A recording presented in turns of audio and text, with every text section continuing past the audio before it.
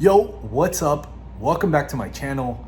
In this video, I'm gonna talk about self-awareness and why it's important. How do you get this self-awareness? What is it? And how you can apply it to actually use it in business to make you more money, make you more fulfilled, and allow you to achieve everything that you can dream of. My name is Rob Lufe, and I help people in the real estate investing side get that very first deal or buy multiple deals all from home, all off market. Now, the topic at hand today is self-awareness. And I wanted to bring this up for you because I talk a lot of strategy regarding real estate investing and buying cheap houses and finding deals and things like that. But a big chunk of the real estate investing game and being successful and making the most amount of money is not just a strategy, but it's the mindset, okay? And you might hear this often, and some people might adapt it and some might not. And I wanna give you a pragmatic approach to self-awareness and how and why it's important. What are some questions you can ask yourself to be able to achieve a lot more in the self-awareness arena? Now, I wanna give you a quick story. I read a lot about Charlie Munger and Warren Buffett, and Warren Buffett was asked, and don't quote me exactly, but he was asked, hey, what is the kid that in a classroom of fifth graders that you would see would make the most amount of money? And his reply was, the kid who's the most self-aware. Meaning, it just shows that self-awareness beats, a degree, it beats a street hustle, it beats a lot of things. Self-awareness, you don't need to have straight A's to have self-awareness. You don't need to be born rich to be self-aware. You don't need to have all these achievements to be self-aware. You don't need to be an overachiever. You don't need to be black or white or Asian or whatever. It has no race, it has no color. It can be you, it can be anything, okay? So, without further ado, I have my handy dandy notepad, and I will draw a couple things and I'll ask you a couple questions so you can think about it, and I'll give you kind of game plan. So basically we're gonna talk about what is self-awareness, why should I develop this, and how can I develop self-awareness. Very simple, and towards the end I'm gonna share with you how I've been able to use it in my business. I'm not perfect, I have many mistakes. I'm not some Buddha thing that I'm like aware of everything. However, it has helped me achieve and flip over 500 houses under 30 years old, build a rental portfolio, help other people do the same, and I think you can get something out of it. Now, let's jump into it. So now let's get into what exactly is self-awareness. So self-awareness is just a set of questions that is regarding your principles, your beliefs, your standards, your boundaries that only you have the answers to, or multiple people can have the answers to, but most importantly, you have the answers to. That's all it is. It's a set of questions that you have answers to, and you strongly and firmly believe in it. So what are some examples of these questions?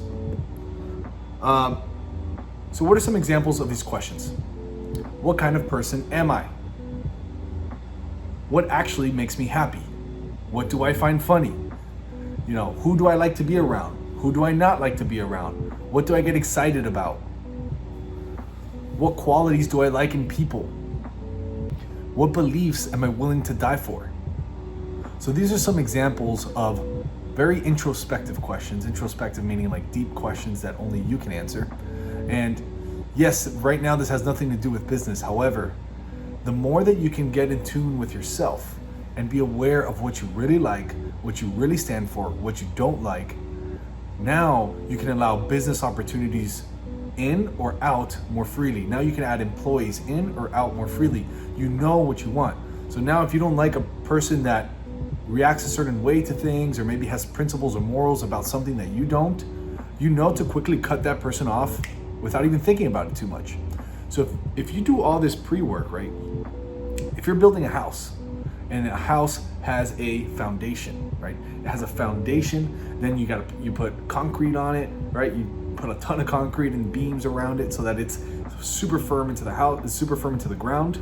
Then you start building on the house.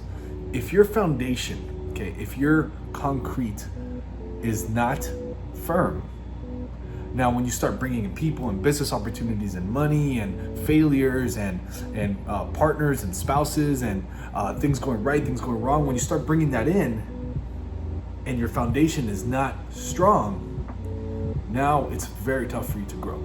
So self-awareness is actually the start of that.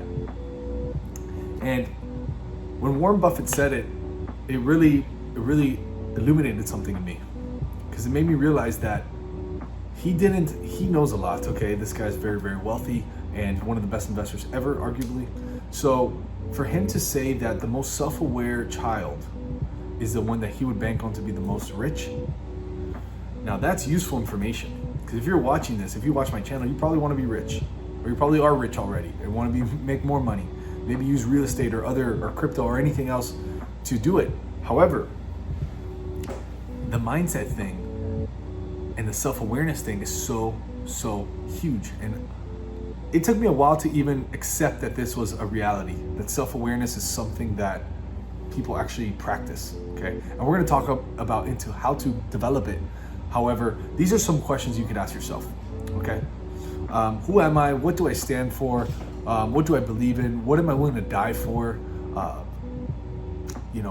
What kind of qualities do I like in a person? All these questions are very good. And you can kind of take it a little bit further if you like.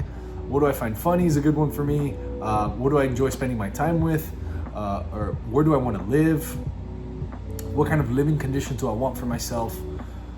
All these things, and answer it. I literally answered it on a Google document. I took one day, took like 6 hours, and I made a reservation at a nice outdoor restaurant here in Miami. And I just went there with my laptop and I closed out all my other tabs, and I just started asking these deep questions and answering them. And the beautiful thing is that there's no right or wrong answer. I suck at test taking, okay? I was never good. I scored poorly on SATs, ACTs. It took me 9 years to finish my bachelor's degree, so by no means am I good like test taker. I'm not like a thinker. I don't write poems or anything. But your answers could be your answers, whatever they are, whatever they mean to you. It's just important that you do it and get out of the way. This is your foundation. This is your core, okay? And the people who have the strongest personalities are the people who actually are very fulfilled in life, know and have this core very tight. And they probably just don't even tell you because a lot of people are not on the same wavelength. But I'm here to tell you, from learning from many high achievers, they do this. They do this very frequently. And ever since, now 2 times a month, I have it on my calendar, and I pretty much recap some of these who am I type questions. Why should you develop self-awareness? Well, let's start with what happens if you don't develop self-awareness. So if you don't develop self-awareness and you essentially don't ask yourself these existentialist questions about who you are, what you like, what you don't like, you will get walked on all over. You will get walked on. You will fall into somebody else's frame that is more aware than you. And this is not necessarily a bad thing. However, it is something that if you do fall on this frame, meaning if you don't know what you stand for, you don't know what principles or morals you have, and you're having a conversation with another individual and they know, and you guys are debating or something, you're most likely going to fall into what they believe in.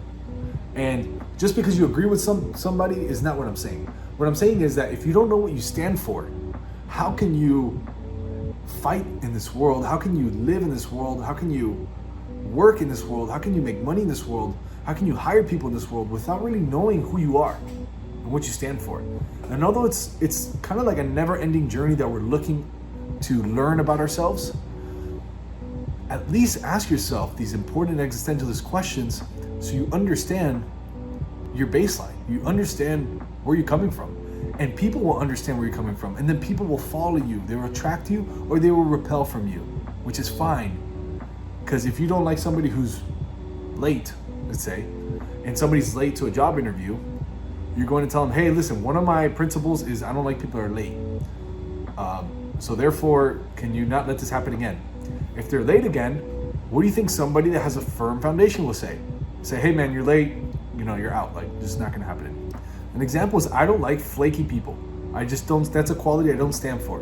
If we agree that we're gonna meet somewhere at a certain time, or if I call you and ask you for a favor and you don't deliver, like, I'm not flaky for people. So if someone is flaky, that's a big no-no for me. They could be the best human being to other people, but if they're flaky to me, they're out of my life. It's fine. I don't mind if they complain. I don't mind if they're friends with other people. I don't care.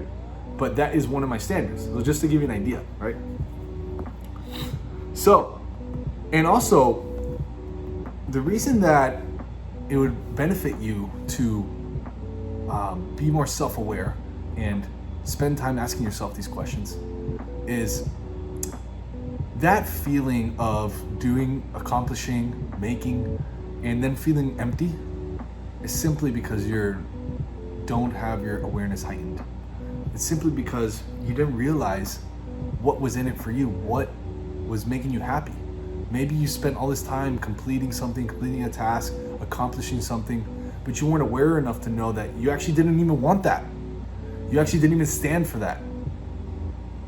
Does that make sense? So, for example, and I hear this a lot, I'll give you a quick story. When I started college, my mom really wanted me to be a doctor. She wanted me to be a doctor. So I was young and I wasn't self-aware, you know, and I think a lot of people, not a lot of people are self-aware at 15, 16 years old, okay? That's part of the journey. So, you know, I think my mom has my best interest, so I go out and I start studying sciences in college. I get some programs to get into some chemistry classes and STEM programs and things. And after about 3 years of studying sciences, shadowing doctors, going to hospitals, you know, doing community service, things like that, to be in the field, a little bit of my awareness heightens and I think, hey, I don't even stand for the medical field. I'm not saying it's bad or good, but I personally don't like the medical field. Or in America, I don't like the medical system that much. I appreciate them when they help me, and I have nothing like completely wrong against them, but I just don't believe in the healthcare system that well. I didn't believe in, even if I became a great doctor, of going into the medical profession. I didn't stand for that. And therefore, I quit. And I said, Mom, I know that you want me to do that, but I'm sorry, I don't stand for this stuff. After being in hospitals, seeing doctors, and I applaud anybody who could become a doctor because it's one of the hardest things ever. But after seeing that, it wasn't me. It didn't stand for me. That's self-awareness. I just knew it wasn't me. Therefore, I quit, and I've done all right ever since.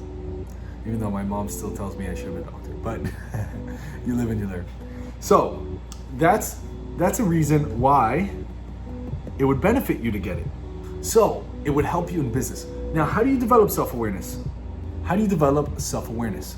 Well, number one is similar to how if you wanted to play basketball, you're gonna practice basketball, you're gonna go to the gym, shoot, you're gonna dribble, you might get a coach, play with friends, pick up basketball. Just how you're gonna do that, you have to practice self-awareness. This is not something you're born with illuminated.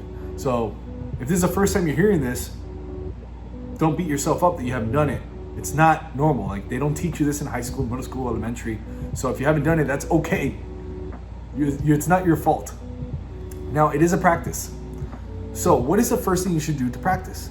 The first thing is what I mentioned earlier, which is take a day, take 4, 5, 6 hours out of your day, go somewhere nice that kind of inspires you, maybe somewhere outdoors, maybe somewhere by the water, by a lake, by the ocean, maybe somewhere on a balcony, on a rooftop.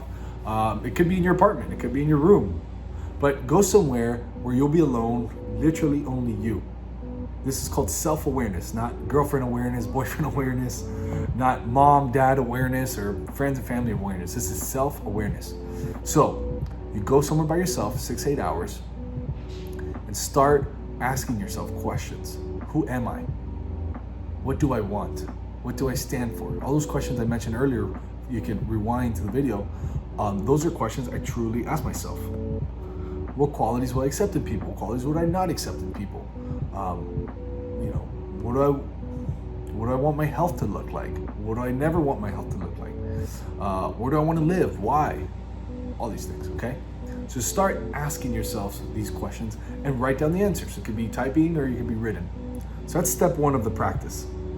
Step number 2 is, now that you did it the first time, do it once or twice a month. Take 30 minutes a month to just review your answers and ask yourself these questions, see where you're at with what you believe. You can even add more questions as you go, but the goal is that you're constantly reading who you are. We read books, we read Instagram, Twitter about who Donald Trump is, about who whomever is, okay? We read about all these things on Instagram about other people, but we don't read anything about ourselves over and over and over. And we're the most important person in our life, whether you believe it or not.